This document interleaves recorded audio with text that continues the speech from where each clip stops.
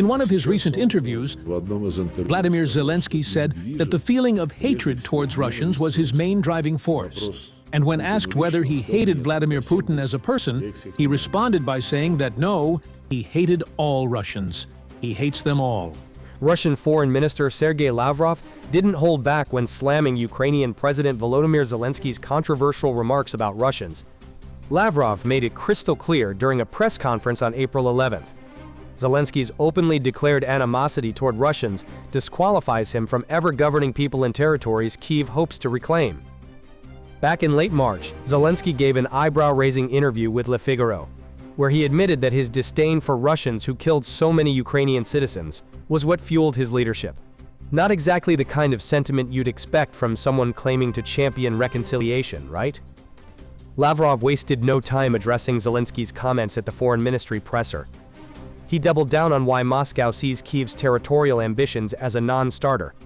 He hates all Russians. Putting this man in charge of these people once again would be unthinkable. We will never do that. Harsh? Maybe. But Lavrov wasn't pulling any punches. Interestingly, Lavrov pointed out that there's a similar vibe coming from Donald Trump's camp. According to Lavrov, the current US administration has repeatedly signaled that Zelensky needs to face reality when it comes to Ukraine's territorial disputes.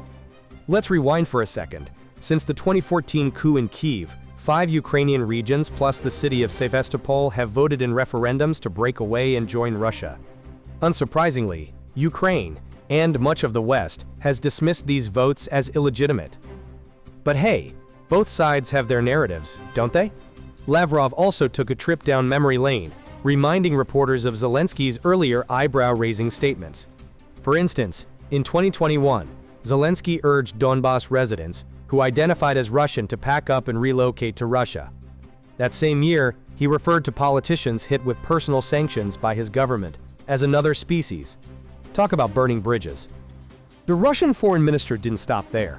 He accused Kyiv of waging a legislative war against anything tied to Russian culture, language, and identity. According to Lavrov, Ukraine's government is legislatively eradicating everything related to Russia and the Russian world, the Russian language, Russian-speaking media, the Orthodox Christianity represented by the canonical Ukrainian Orthodox Church, and much more. This, Lavrov argued, provides grounds for labeling Zelensky's administration as neo-Nazi, further fueling tensions. He also claimed that US President Donald Trump gets where Russia's red lines are, stating that the return to the 1991 borders, as Zelensky keeps demanding, is simply not happening. President Trump said many times during his public appearances that attempts to draw Ukraine into NATO were misguided. In addition, there is an understanding in the United States that there will be no going back to the 1991 borders, even if this objective is still on Vladimir Zelensky's wish list. On the diplomatic front, it's worth noting that the Trump administration is reportedly trying to play peacemaker between Moscow and Kyiv. Meanwhile, the UK and France are spearheading talks about deploying a reassurance force in Ukraine if a ceasefire is reached. But Moscow has been crystal clear. NATO troops in Ukraine? Not gonna happen.